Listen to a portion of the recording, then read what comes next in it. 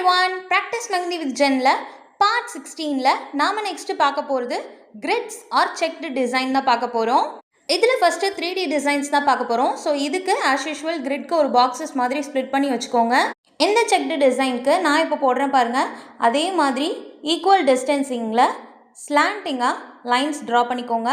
பண்ணிட்டு இந்த மாதிரி slantingா போட்டு முடிச்சிட்டு ஆப்போசிட்ல அதே மாதிரி நான் இதில் கன்வெர்ட் பண்ணுற மாதிரி செக்காக கன்வெர்ட் பண்ணிக்கோங்க. இப்போ போடுறேன் பாருங்கள். இதே மாதிரி லைன்ஸ் ட்ரா பண்ணிக்கோங்க.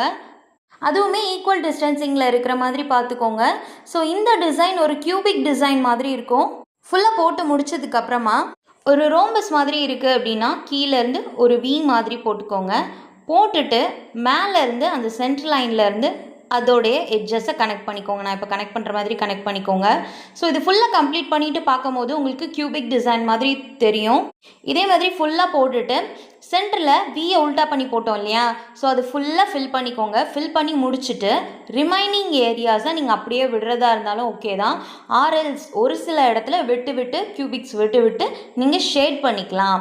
நான் இப்போ இதில் பண்ணுற பாருங்கள். அதே மாதிரி நீங்கள் ஷேட் பண்ணிக்கலாம். லைட்டாக ஒரு ட்ராப் மாதிரி வச்சுட்டு அதை வச்சே நீங்கள் ஷேட் பண்ணிக்கலாம். இந்த டிசைன் ஃபுல்லாக கம்ப்ளீட் பண்ணிவிட்டு பார்க்குறப்போ ரொம்பவே அழகாக இருக்கும்.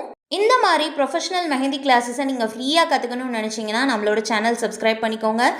இல்லை எனக்கு எப்போயுமே நெட் அவைலபிள் இருக்காது, எனக்கு ப்ரீ ரெக்கார்டட் செஷனாக கிடச்சா நல்லாயிருக்கும்னு நினச்சிங்கன்னா நீங்கள் பேமெண்ட் பண்ணிவிட்டு கூட ப்ரீ ரெக்கார்டட் செஷன்ஸாக நம்மகிட்ட வாங்கிட்டு நீங்கள் மொத்தமாக டவுன்லோட் பண்ணிவிட்டு தேவைப்பட்ட நேரத்தில் நீங்கள் ஆக்சஸ் பண்ணி கற்றுக்கலாம். நெக்ஸ்ட் 3D டிசைனுக்கு நான் செக்மெண்ட் பண்ணுற மாதிரி பண்ணிக்கோங்க. இதில் போத் ஹொரிசாண்டல் அண்ட் வெர்டிகலாக 4 செக்மெண்டேஷன்ஸ் இருக்கிற மாதிரி இருக்கணும். ஸோ அதுக்கு நான் இப்போ போடுற மாதிரி பாக்ஸஸ் நீங்கள் போட்டுட்டு நான் இதில் கன்வெர்ட் பண்ணுற மாதிரி இந்த மாதிரி செக் பாக்ஸஸ் நீங்கள் கன்வெர்ட் பண்ணி முடிச்சுட்டு 4 பாக்ஸ், அதாவது மேலே 4 கீழே 4 மாதிரி பார்த்துக்கோங்க. பார்த்துட்டு நான் இதில் ஸ்ப்ளிட் பண்ணுற மாதிரியே நீங்கள் ஸ்ப்ளிட் பண்ணிக்கோங்க. அதாவது ஒரு பாக்ஸ் இருக்குது அப்படின்னா அதை கர்வை ஸ்ப்ளிட் பண்ணிக்கோங்க. ஹாஃபாக கர்வ் மாதிரி லைன் வச்சு நீங்கள் ஸ்ப்ளிட் பண்ணிக்கோங்க. பண்ணிவிட்டு ஒரு ஹாஃபை வந்து நீங்கள் ஃபில் பண்ணுறீங்க அப்படின்னா ஒரு இது ஃபுல்லாகவே நீங்கள் கர்வ்ஸ் வச்சு ஃபில் பண்ணுற மாதிரி இருக்கும். ஆஸ் யூஷுவல் அதே மாதிரி ஹாஃபாக ஸ்ப்ளிட் பண்ணிக்கோங்க.